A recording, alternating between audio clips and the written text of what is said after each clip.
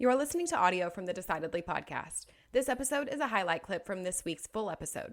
To listen in on the complete conversation, see the show notes for the link to the complete show. You can help us out by leaving us a 5-star review wherever you listen to podcasts. We appreciate every bit of your support. I'm Morgan McKittrick, your producer, and this is Decidedly.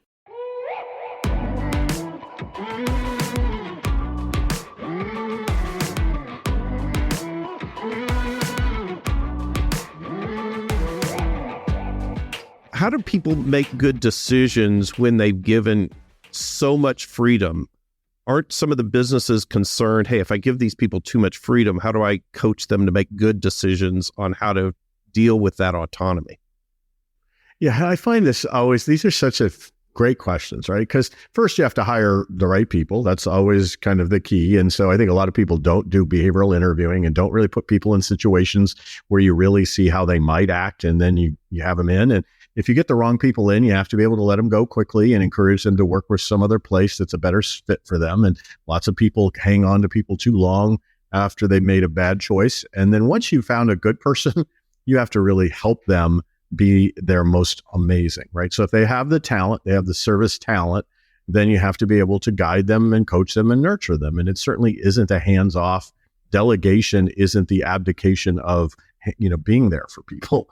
It really is. And it's also not just a task list of mundane stuff. Delegation is an active, cool process wherein you're watching their magnificence and their ideas that you'd never even begin to think about because they're not you. But you're also shaping them so that's more of this and less of that.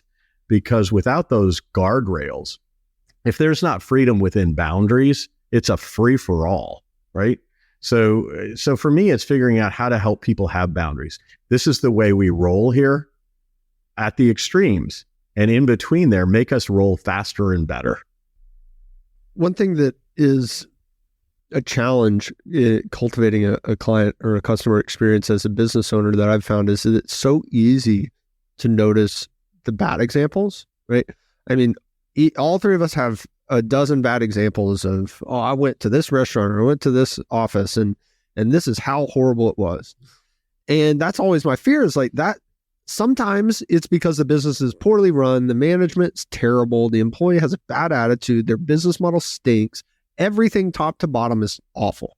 Sometimes it's one person making one mistake with good intentions and it just didn't go well.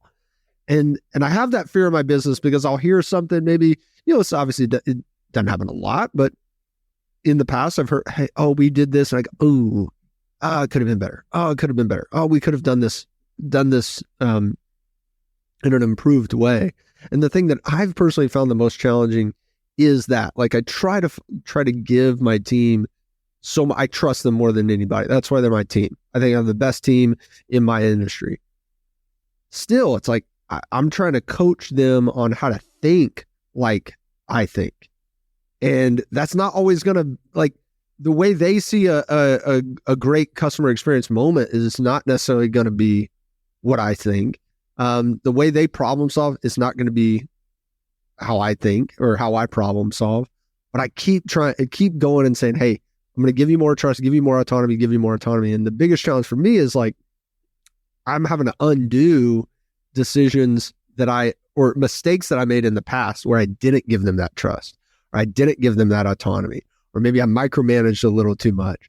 And so undoing that is a huge challenge because you can go to your team and say, hey, for the last 10 years, I know you didn't really have any autonomy in your role. I was basically telling you everything to do all the time, and you were just, executing orders like a good soldier.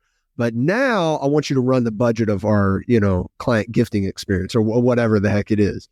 And it's not going to be overnight like that. Yeah, I think decentralizing decision-making is the future of everything. I mean, I think decentralization is what is happening in the planet. And so the challenge is, how do we get there? And it is a journey. It's like your kids growing up and getting trust to drive the car, right? And when things go wrong, you're not going to keep them from ever driving the car again. You're going to have to reestablish that trust. There's a marriage of competency and letting go. And I think these are brokered agreements, right? And there are behavioral contracting that goes on this. And sometimes the contract is, I've demonstrated the competency and you didn't give me the keys, right? Like it's an accountability from the frontline to you. And just having the dialogue means you're open to exploring that tension. Geez, Sanger, I have no doubt that you are right where you need to be, and any slight tweaks are constantly happening and course realignment is happening. So I'm not too worried about you, despite the fact you made it sound pretty catastrophic there for a moment. Well, if that's how I made it seem, I don't want it to sound that way at all. They do, everybody. Like, geez, I was like, oh, I had them all in boxes. And then one day I opened all the boxes and I said, you're going to rule the universe.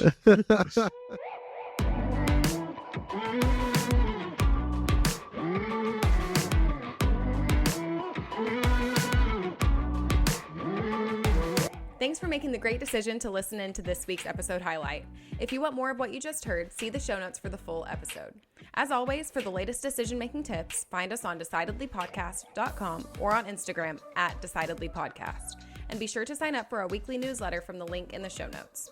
Don't forget to leave us a 5-star review as well.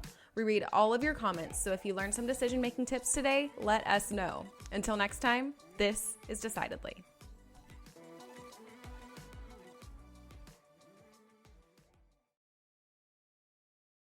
Insights, advice, and comments provided by Sean Smith, Sanger Smith, and speakers identified as part of the Decidedly podcast should not be considered recommendations. Speakers not identified as members of Decidedly are expressing their opinion, and their statements should not be construed as reflecting the views of the Decidedly team.